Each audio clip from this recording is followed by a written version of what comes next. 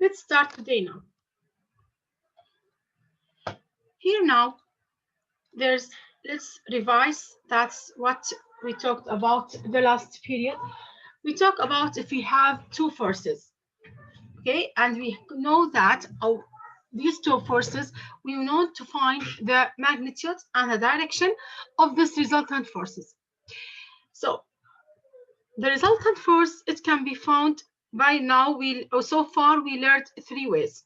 It could be parallel to each other with the same direction.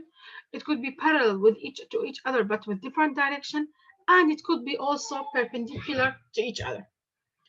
We learn how can we find the resultant force and the orientation of the resultant force if they are parallel to each other. And we learn also how can we find the resultant force if they are perpendicular to each other. In this example here, as we see, we have two forces, F1 and F2. Let's now find the resultant force.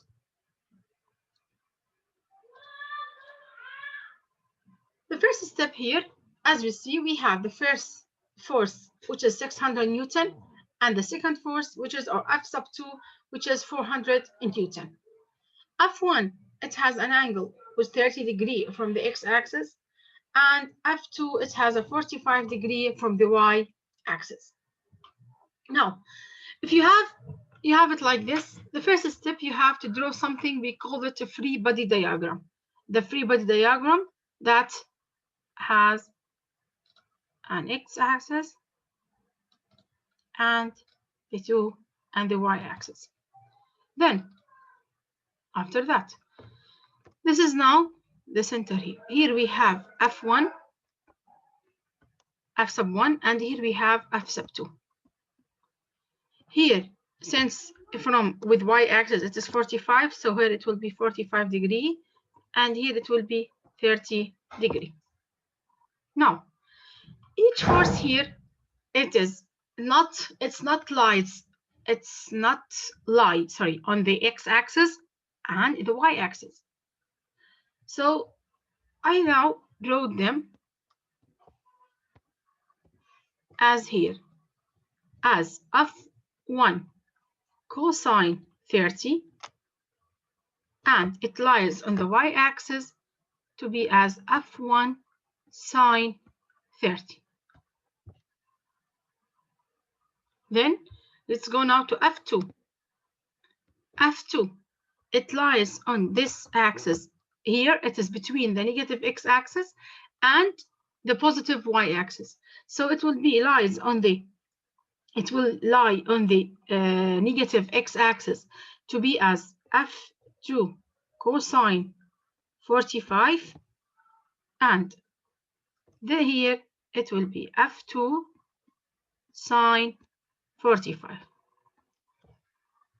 So, why you said it is cosine?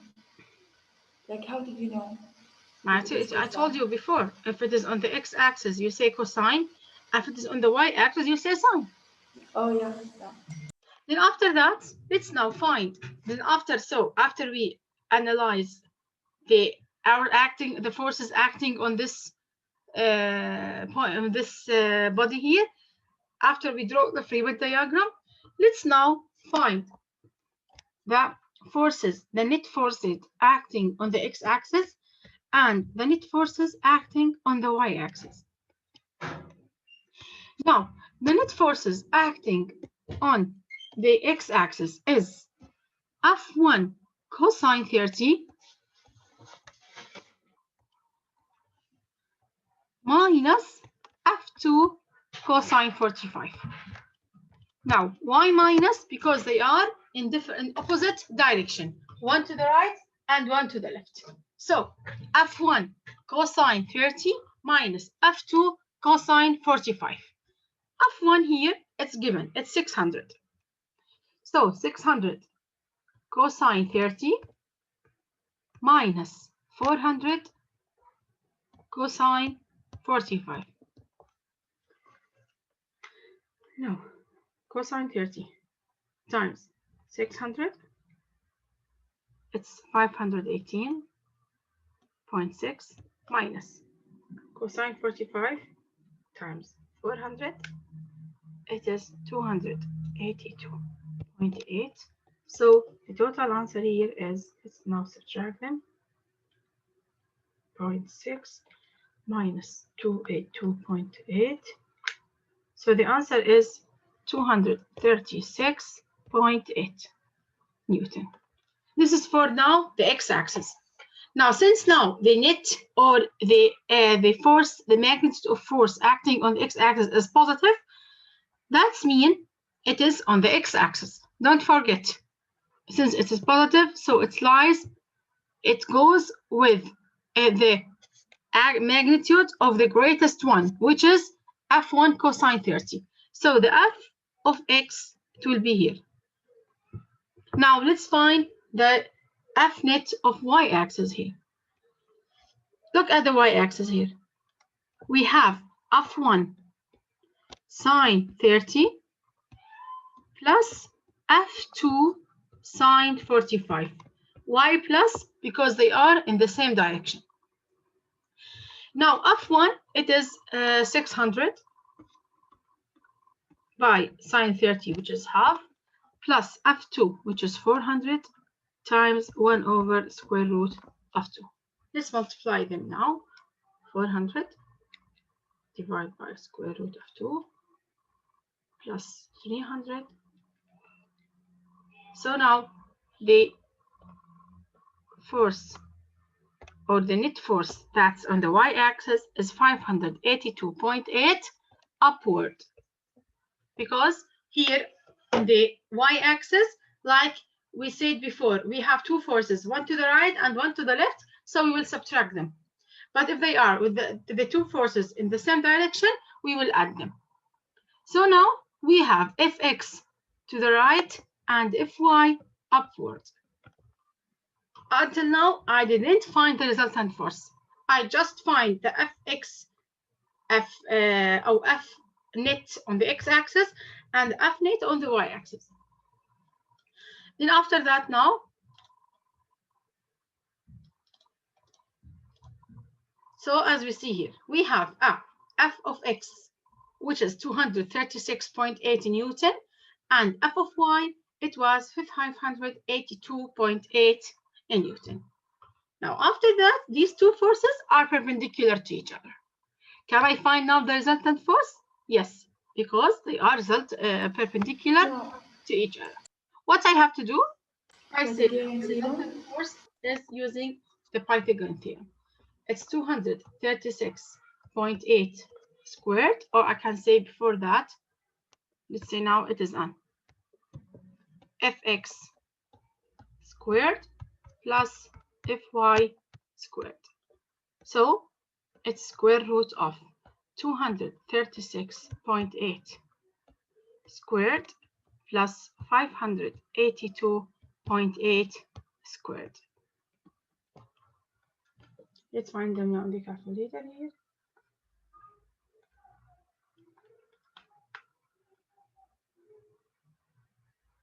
Teacher Sarah is telling you that she can't enter the class because she can't find the period. Sorry? Sarah is telling you that she can't find the class and she thinks it's the. But let's assign from the link. Okay. So the resultant force here is 629 Newton. Now, what about the orientation? What about the angle? From where the FR are located from the x-axis? So I need to find the angle. To find the angle theta, which is here, I said it's tan inverse of Fy over f of x. Tan inverse of 582.8 over 236.8. So tan inverse of 582.8 over 236.8. So the angle is 67.8. So the resultant force here, it is located with a 67.8 degree from the x-axis. Is it clear? Yes. Yeah. Like our rule in geometry because of this, the opposite and the adjacent, right? Or there is another rule for it. And here, you mean here? Yeah, like when we use this tan, we use it because of the rules of the trigonometry, right? The adjacent and the opposite. Yes, yes. I told you if they are perpendicular to each other, you have to do two things. The first one, you have to find the f resultant by the Pythagorean theorem, and to find the orientation or the angle by using the tan inverse. Okay, thank you. Okay. Now, so by now we talked, we know before, how can we find the resultant of two forces if they have opposite direction, like this example here. In this one here, we have the velocity is 150 kilometers per hour upward. There's a wind acting downward. So they are parallel to each other, but they are in opposite way. So I will say that the resultant force is 150 minus 30, which is 120 kilometers per hour with the direction of the velocity, with the greatest magnitude. Now, if they are in the same direction, like the velocity is upward and there's a wind also acting here with the same direction. So as we said before, we put this arrow, and to put or to add another vector, we put the tail or the head of the wind with the tail of the velocity of the airplane. So we get now the resultant force. We add them, we get now the resultant force is 180.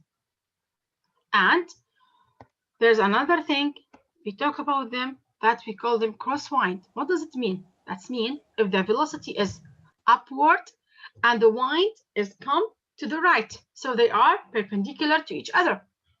In this case here, as you see, you will find that since they are perpendicular to each other, you will use the Pythagorean theorem, to find the magnitude of the resultant force, and the tan inverse to find the orientation of the resultant force. So far, we learned how can we find the resultant force, the resultant of two forces, if they are parallel to each other with opposite or same direction, if they are perpendicular to each other.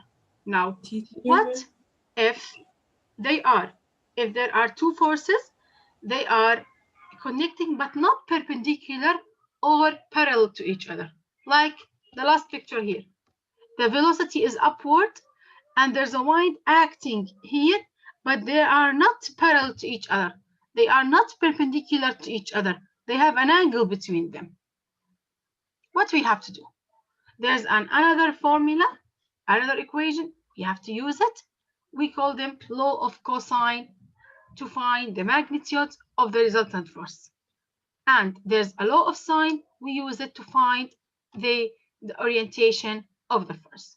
So if they are perpendicular to each other, you have to use the Pythagorean theorem.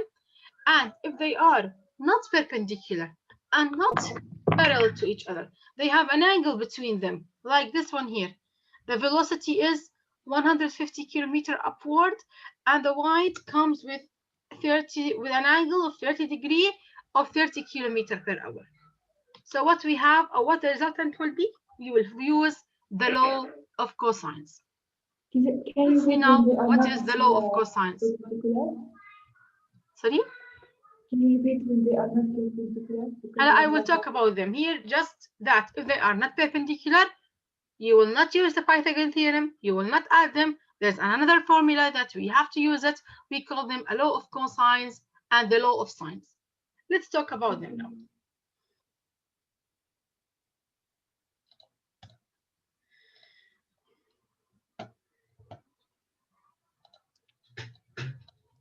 So the resultant now of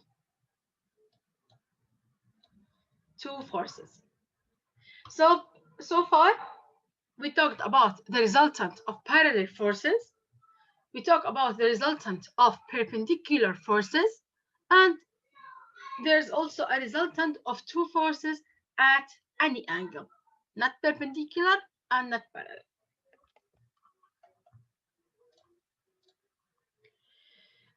The resultant force is a single force which can replace a set of forces acting on an object. If I want, so the resultant force, it's only a one single force. That's I have to find it. That's to say that which the force acting on this object. If I have many cars, many forces acting on the car, what is the single force that I can replace all of these forces that's acting on the car? Now, this resultant force, it has exactly the same effect on the object as the original set. Look at this car here. There's a parallel forces. They are parallel to each other. The first one, or the first man acting on it with 7 Newton, and the second one on the opposite direction, or with the same direction, sorry, of 4 Newton. So the resultant force here will be added, 7 plus 4, which is 11 in Newton. But in the yellow objects here, we have a 12 Newton to the right and 5 Newton to the left. So the resultant force is 7 Newton.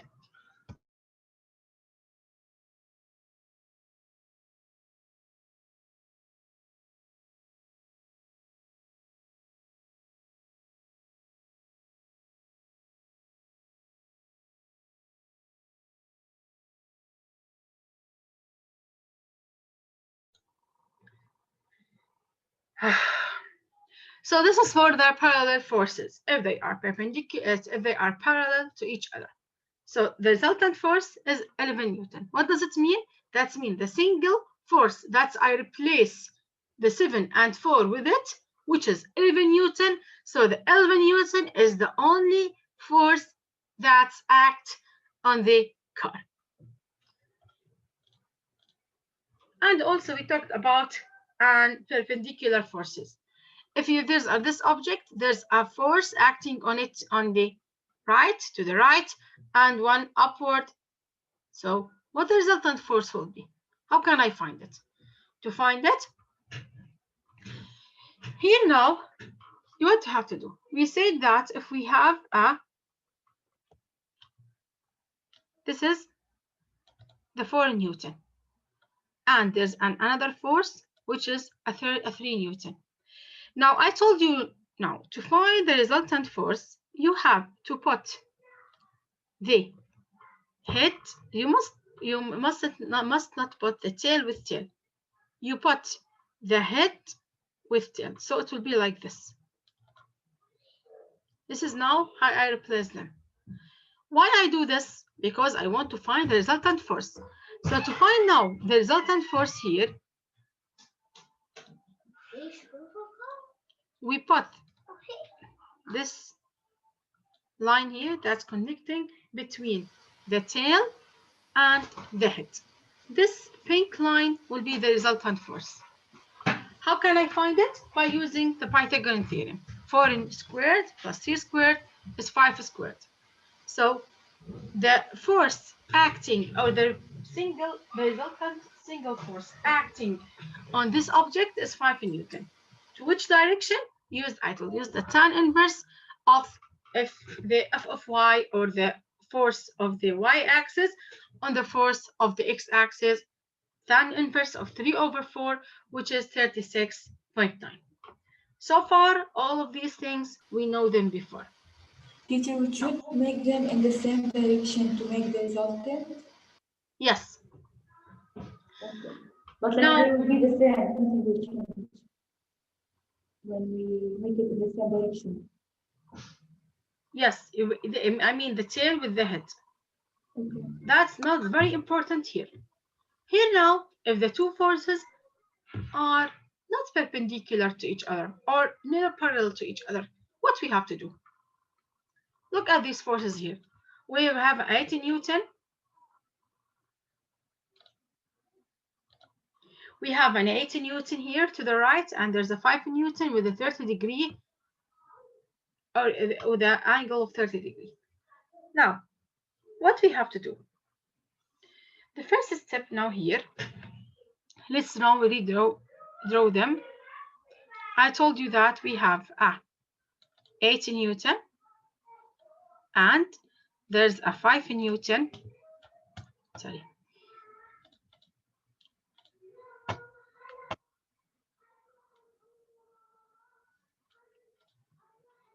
So now, I told you, if you want to find now the resultant force, you must connect between, here is it. So you must connect between the head with the tail. So this force will be here.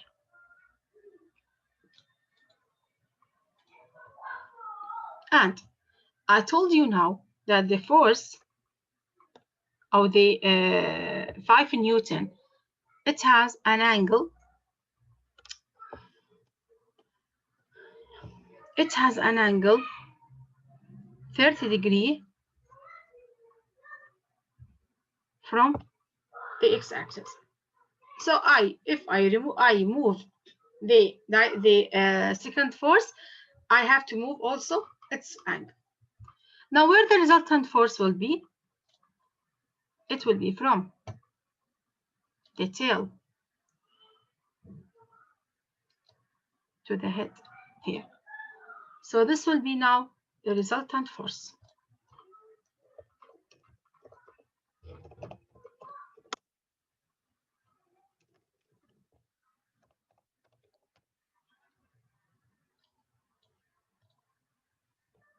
Now, after I draw them, after I draw where the resultant force will be, okay, I want now to find the magnitude of the resultant force and the orientation of it. To find the magnitude of the resultant force, I have to use the cosine rule. What is the cosine rule? The cosine rule, it is in math that if you have all of us know that if you have a right triangle, and if you want to find, if you have a right, sorry, it's not right. If you have a right triangle and you have A and B and you want to find C, you just use the Pythagorean theorem. This is only for the right triangle. And if I asked you to find any unknown angle, you will use the trigonometric functions sine, cosine, and tan. This is only for the right angles.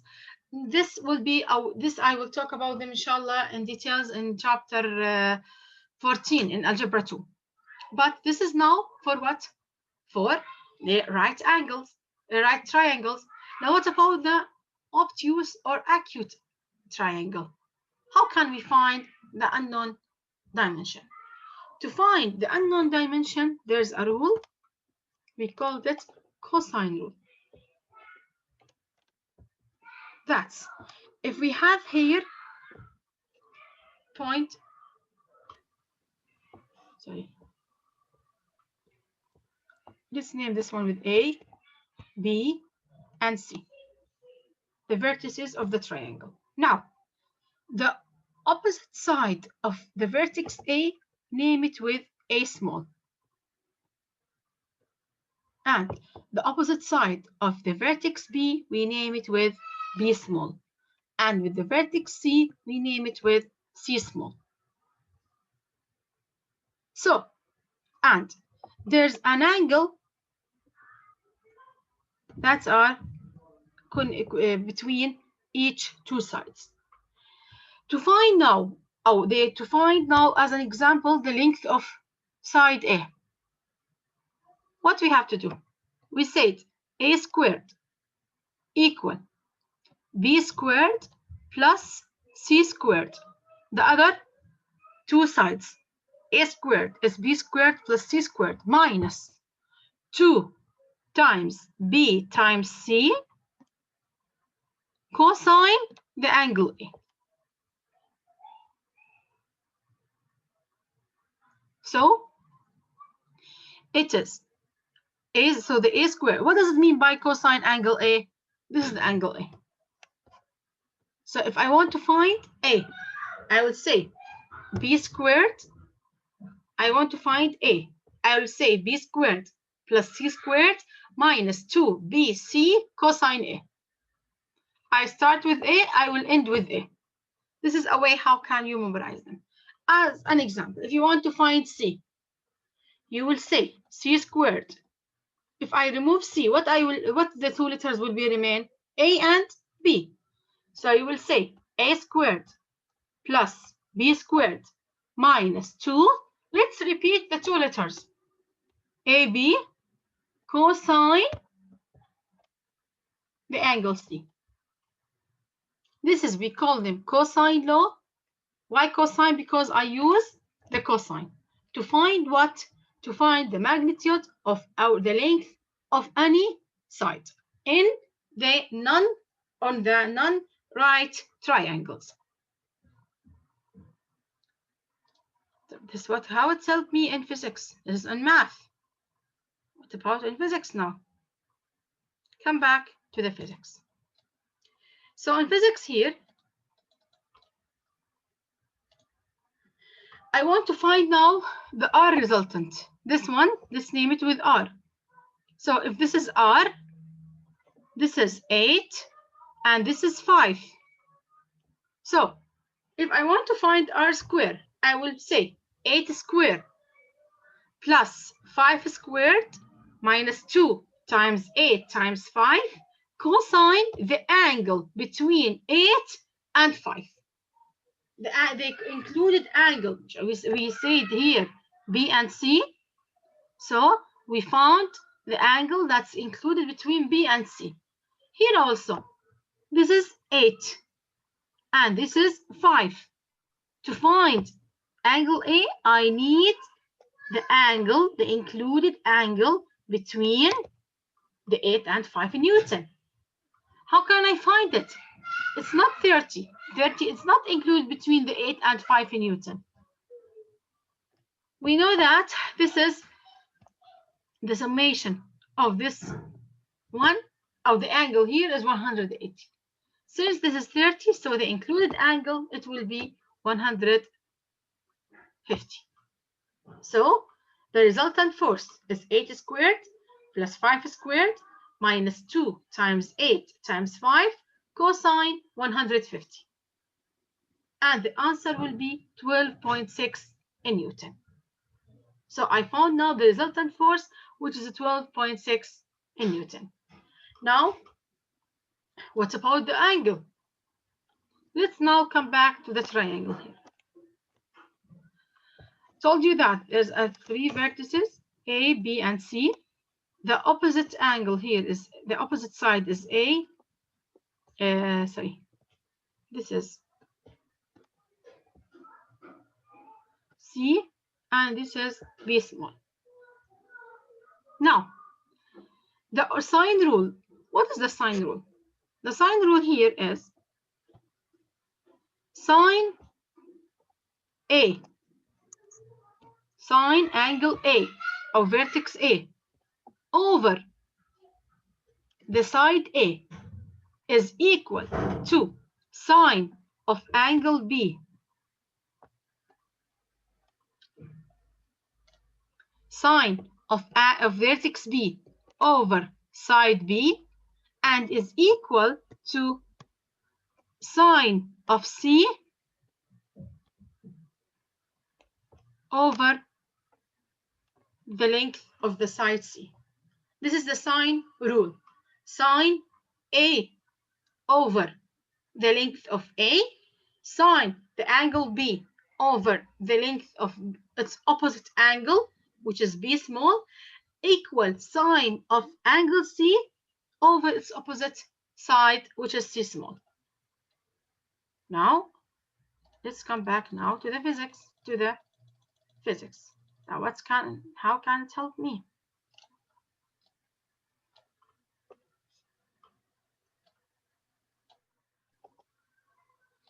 Now, what do I need to find? I need to find the resultant orientation or the resultant angle. The resultant angle, it's mean here. Let's now clear.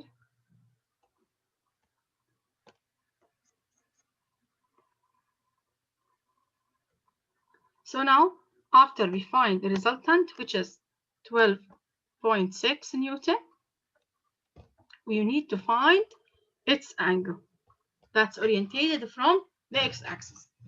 How can we find it? We will use the sine law, as I told you. We said, here I have this, I need this theta. So I will say sine theta over, what is the opposite side to this angle theta? It is 5. This is an angle to its opposite side, which is 5. Equal. I know this angle 150, and the length of its opposite side, which is 12.6. So I will use it. It's equal to 12.6 over, sorry.